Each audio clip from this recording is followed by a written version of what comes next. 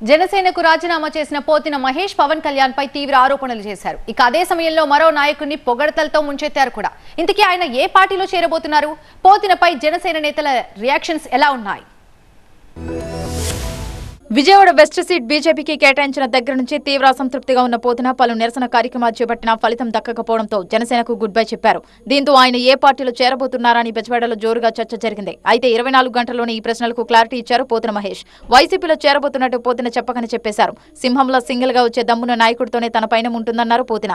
జెండా కూలీల బతకడం తన వల్ల కాదని, వేరే పార్టీల జెండా మూసే నాయకుడితో ఉండలేనన్నారు. మాట ఇస్తే మడమ తిప్పని నాయకుడితో చేరుతానంటున్నారు పోతిన మహేష్.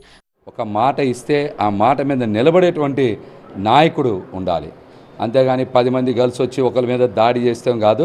సింహం సింగిల్ అంటా ఉన్నారు కదా, అట్లాంటి నాయకత్వం పటిమ ఉండాలి. అట్లాంటి నాయకుల దగ్గరికే మా పయనం ఉంటుంది.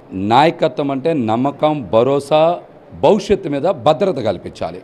ఒక మాట ఇస్తే ఆ మాట మీద నిలబడేటువంటి నాయకత్వం ఉండాలి. మరి అందరూ కూడా మమ్మల్ని మాట్లాడుతూ ఉన్నారు. ఖచ్చితంగా అటువైపే అడుగులు పడాలని వారందరూ ఆకాంక్షిస్తూ ఉన్నారు. ఖచ్చితంగా అటువైపే ప్రయాణం చేయాలని నా మనసు కూడా కోరుకుంటాను. పవన్ కళ్యాణ్ పై పోతిన మహేష్ ఆరోపణలు చేయడం పట్ల జనసేన నేతలు తీవ్రంగా రియాక్ట్ అవుతున్నారు.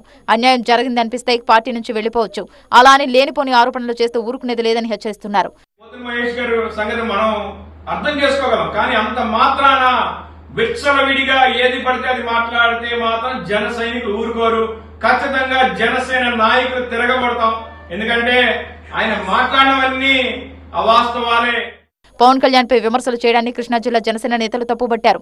ఎంత పడితే అంత మాట్లాడితే జనసేన కార్యకర్తలు తగిన సమాధానం చెబుతారని హెచ్చరించారు.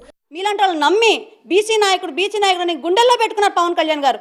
అలాంటి గుండెల్లో పెట్టుకున్న పవన్ కళ్యాణ్ గారిని ఏదో అంటారు కదా, తల్లిపాలు తాగి రొమ్ము గుద్దే రకంలాగా ఈరోజు మహేష్ అనే వ్యక్తి సేమ్ అదే చేశాడు. పవన్ పై పోతిన మహేష్ పలు ఆరోపణలు కూడా చేశారు. వాటికి ఆధారాలు కూడా ఉన్నాయని త్వరలోనే బయట పెడతామని అన్నారు ఆయన.